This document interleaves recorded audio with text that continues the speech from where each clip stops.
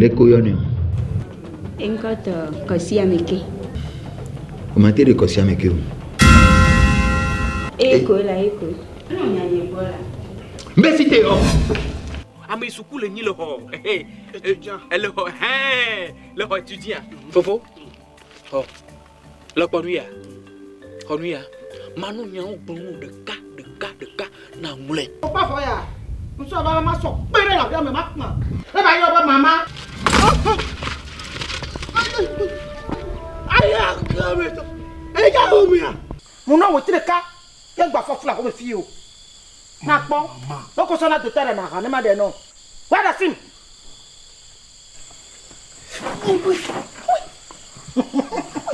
Voilà. O jibe ya wude via chana koko. Veji pasana sofo. Let pote que mi ngona mu yare. Leta mi soro lo pote. Mo nyo walo. Mu la enti ngen sende pe gomulo. Tata ma bicho. Ah no mu ngo letre. E vigne que l'université are.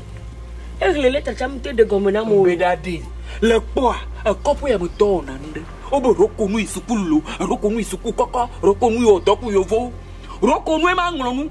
Amoto pona. Ame so tukame to pona. Bena de nglonu are, nglonu ku gro mo de. Mukanyi gro a. Eza mo ganga le no amela. Hein?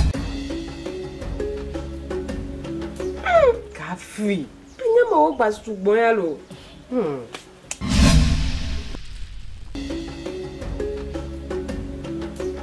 Kafi. Pinya ma o gba sugbon ya lo. Pinya va ma lazy to me ame venu. No, me dizi dom. O kwa chiko pona yo channel do me fiare. Muliji. Ela joyalo. Ela jota. Muliji ma foda don kinchare. Muliji ma ekpo vinyela. Oh, sika. Pare bioba. Nemiari. Rupu to aklone ça va sona mlifio seremela. Kai. A habari mea. Ela.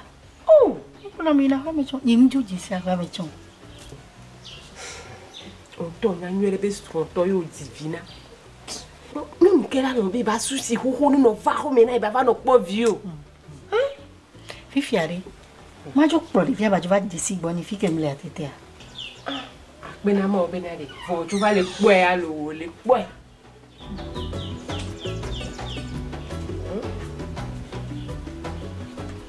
Agolo. Yo, iko la fama. Mereka cari gak te dombe ma kote avana neku kafe. Dulu darufu. Kafi. Cari gakoto. No ya da penelo. Akpe kaka. Yo, ase. No ya tere benade. Mi dua penelo, mi dua pene. Ase. Okay, nyame jo. Yo. Bye bye.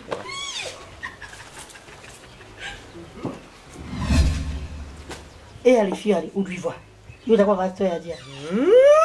Nenda ya safa ni kuwe ya. Ule alo, ule nto. Mapula no kaba no yare. A dua pene. Ano le pene keke. Amiga koto. Kafi. Bien fa.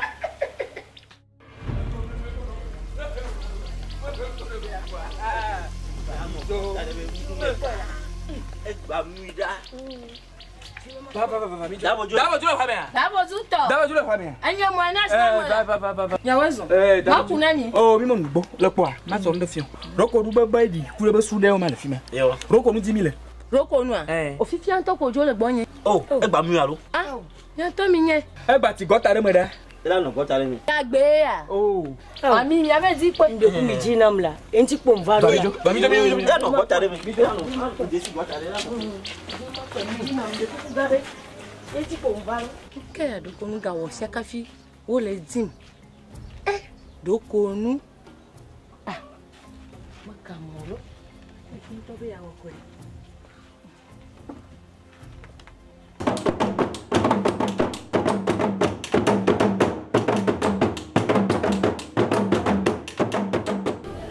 Ame ganji ura. Tobi. Nu penji mu yoruwa. Il est nibi. Quel boit la coua? Il va gagner. Ça va daru boy. A gagner à l'église. Il y a deux menino onito. Voix. Orola divi. Quel boy ne nebe nous la soisio.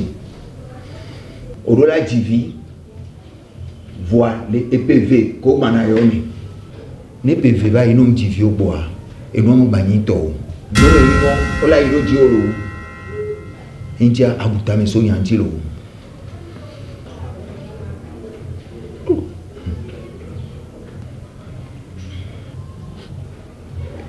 Tobi buto.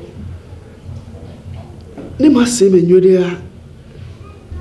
Ego me kengbe ma kpo gomele to ni be do me yimu me ya. Ndola dibi kengbe ya. Ya ke to blanwa. Ele ko to PV non. Non divi au bois. Et c'est nous là iro divi.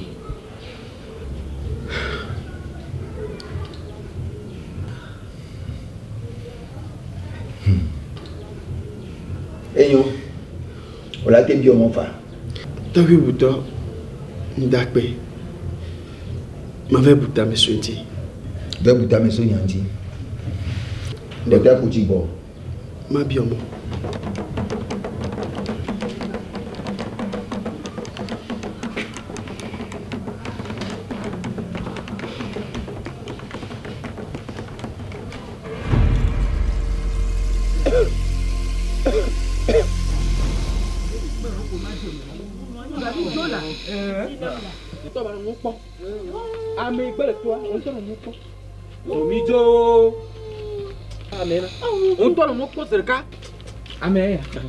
Amen. Ameya. Mbedi. Amen ti le do puto lo mba amema le kama. Amen. Ya ka blo me. Yo. Amema. Amen nglo ko mo haruda ma. Amen ngole tayo wa. Blem ya do blo me. Okwa ba gbeme a. Okwa ba gbeme a. E kenye kan mi ajuare. Ma blo be mi daji. Roko no ema. Le kwa ba gbeme a. Amen anani. Ano no so de ka sakura to. Ano gota me dio. O to ko na ko sepo. Eu não conheço ele aí, mala. Não me manda para ver a Bíblia. Hello. Ala kwa. Ah, ima. Ino jojina me plonga. Fiare. Buka dunia na me. Nyabela jojina me. Pra nyere na me. Ni tam nyabela jojina me. Daga. Au ni ala perenia. Ni tam nyabela jojina me. Tawe ya. Oh, daga pelo. Ko daga tono kaka. Fiare. Kemba po chanji mo maso de necha. Roko nu gboro nu ya to be a. Atam ya mre na. Ayo, wala ko. Bletari. Na no fia kama na fo kwala ko ole kwa. Amima. Daga mi mi bala ko le.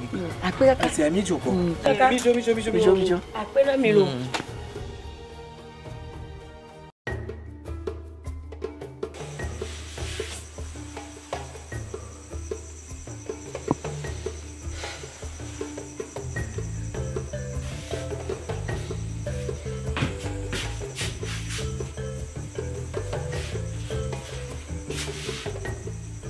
It's okay.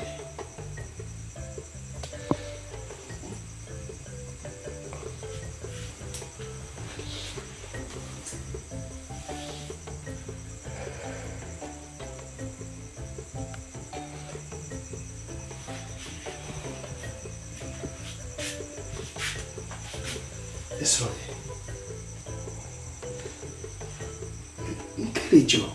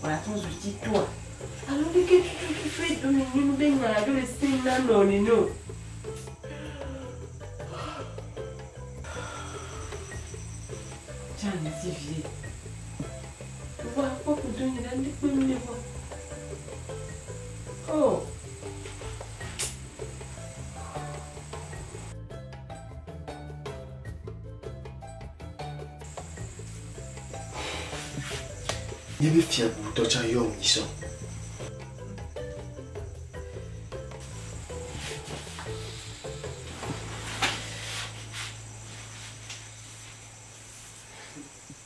Et fier ton nom, il s'en vient. Et toi, il y a un roman va t'arriver pour. Mais qui ne m'a pas comme il y avait deux meilleurs mots bien yamera.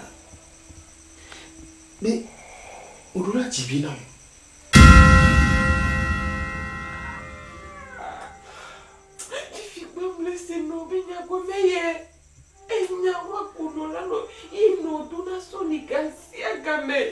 Nita nyamunya bene nebele uri. Nyamunya uri. Nyamunya uri. Mau, Jonah Chavia Majojila, Uncle Katunya Jojo, Uncle King Joma Undamla.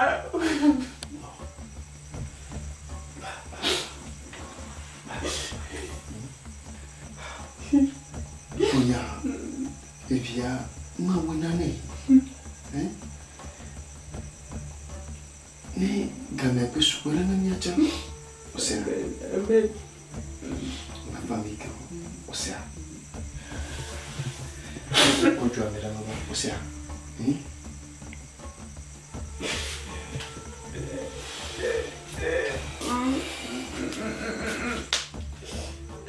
Mau. Kenjo. Inyetia.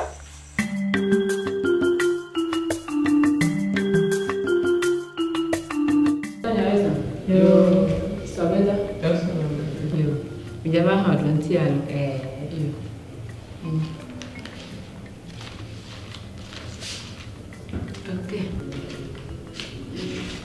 Anaitwa Oswald. Sita. Tunaweza kuenda ni msale yule yuko. Unatufa. Onka. Kubiri kama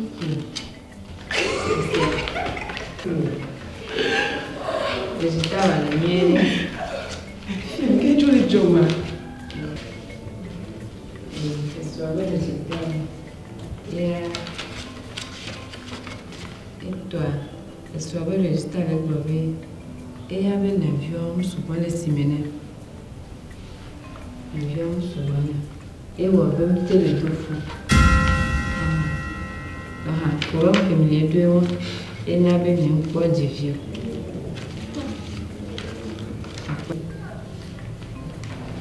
Pokoknya kita suatu ini bicara ku, ne no jawab boleh, ne boleh ne vakon juga, ne nak foto, bisa lagi ni aja ni, bisa ya.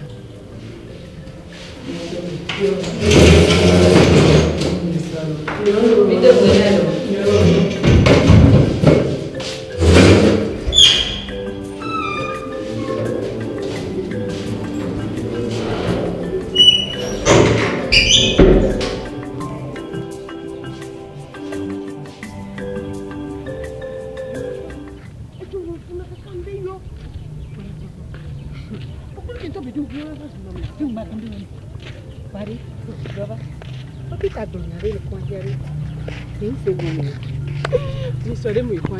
Non, les gens qui sont nés tout, on les dit, bah non, on va pas les mener pour nous les prendre. Et nous, il y a une petite changue, pardon. Pardon, quoi, c'est fier. Voilà, donc on va faire au rossier. Ouais, il est secret, ya va. Voilà, nous, on va pas me foutre. Bien assumé. Café, mal deux menées. Ya va. Elle a mis à nous connaître. Ya va. Non, moi, ben, ciao. Rodibore. On le dira quoi? Il y a que viens, nous le disons. Il devait bien à Divina. Mon fille belle dia. On l'a dit. Mon fille belle dia. Patia dit on l'a fait. On l'a dit. Je viens pour la non là.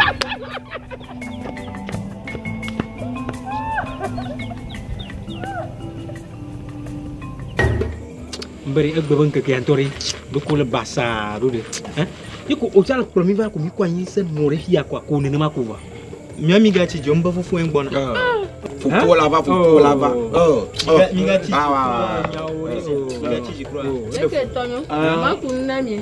D'abord, moi, ma chaka milere.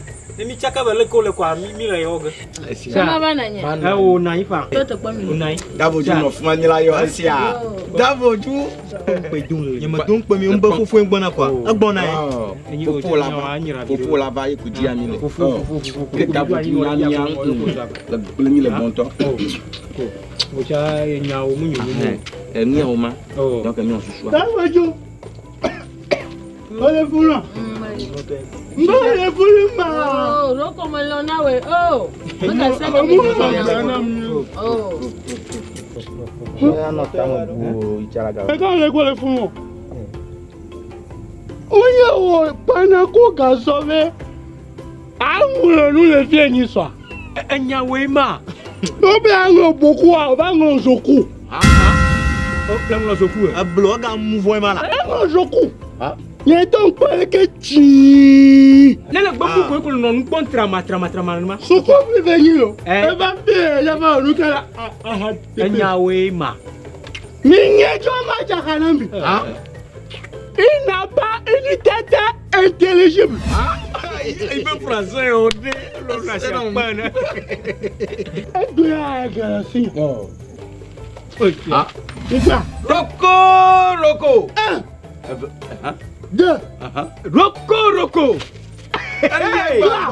Roko gâteau. 5 Amaga. Roko gâteau ba no yi. Suku viole nyi. Suku vie ma. Mi nye jo ma jakanambi. Maige. Vai. Ça va? Amaga va ya Mi nye jo ma jakanambi. Le ba nglo soku. Ala ba tu kala. Le ba ndera hatu. Vai la. On se pousse pas faut que ta belle. Vai. Monsieur Soku. Joy Soku yi. Vai. Joy Roko. Obo la nglo boku le ba nglo soku. La tête intelligible les yeux. On va canter mon amour. Roko gâteau. Roko. 1 2 3 4 5. Elle est bon. Roko. Damoju. Sors. L'Italie comme on a mis.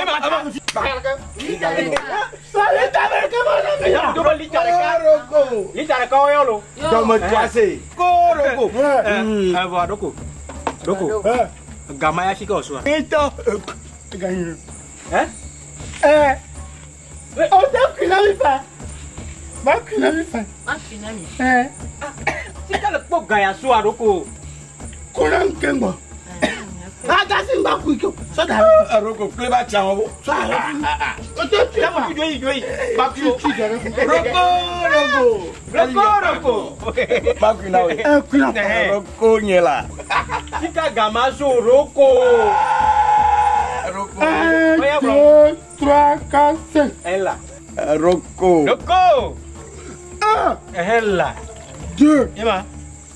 3 4 5. Fica osua. Damoju. Fica. Que va faire muso karena. Nyama ya no fia ko vitora du fia bo. Damoju wa ka bien. Yeri adoji la miole fai. Merde. Que va faire muso karena. Ko de rone ma do la. Va me gogo fuma. Ma po yo. Roko mo ko. Roko Bala. Oh ba. Je suis très intelligent. Mais Elu ka mi le wa me gbo mi. Ngami wa. Elu ka mi wa fe ji an gbo mi. Mi le gare gare. Roko, ma Roko. Ba to te nguma. Ye don mi le ka ti. Mi le gare gare na. Roko. Ko nguma to te nguma. Ne ya ba mu ko nguma. Ngba ba jinya kana miolo. Amaga. Me ya no fia hanu mu no kala ba jinya na. Mi jo. Mi la ti gagner na. Ameka. Je vous ai vu comme ça. Vous avez pris mon argent. Ameka. Mi le gare gare na. Mora. O mi gare la. Fika le poga gbogbo male. Enya. Oh ya kebe nyale ko fe mo mo na. Fika le poga gbogbo. Amaka ba gale beto. Ye to mla ni po wa. E gavale atame na mleki. Le mla ni po. E gavale atame na. Ye ko le che. O pono ba lo mo kanye oro. E ma tele nya. Ro ko akolo yi. Ba ye nja anya mta tu fe na. E tu fe. Ha. Onyama da haganya le mo. Ma de no. Nenga ba change to sefa.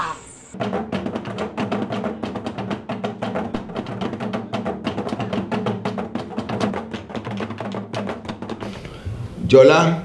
Yes, Kaga. Chami Ogbana. Chega mo ko le mo ti gbona. Ago. Enyom. Ago. Wezon. Fiasi wezon. Nani. Chega mo buto. Fiasi. On va bon dekin. Nimvaro a favor de pepejo. Formuele ti konvaro. Nyambe vi de ka kele miasia. Et soin quoi. Mais la vie fond. Il bien c'est nous quel joma. Mais les tonabé, il bon souvenir. Nous souviens loin et tiens loin. Il va tout non. Au B, au daparo état. Voilà bé, jola on le funa king be au daparo état. Il même pas bio c'est besnale. Quel joma. Fiasi wezon. Yo lo fiakan bubuta. Enyako gloire. Elle était pépé. Voilà Georgie Nambe. Nyambe via banofie. Kengwe ne mai nyaji. Il a été eu un amant. Jola. Il fait assez beau temps. Ne coucou yo vie longtemps na. Il fait assez me recommencer.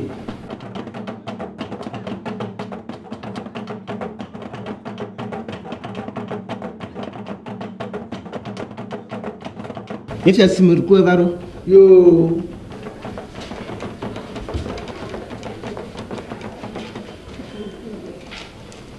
Amélie, au fond de rien. Néné, et non soigné, ça va pas me décaler. Guantone be, et la Georginambe, Anani, Kengwani Marontine. Fiasi. Chaga bubuta. Kosibi nyake au sopoma, décaler. Et n'y a les nimbe. So miatobe to gobe gamea.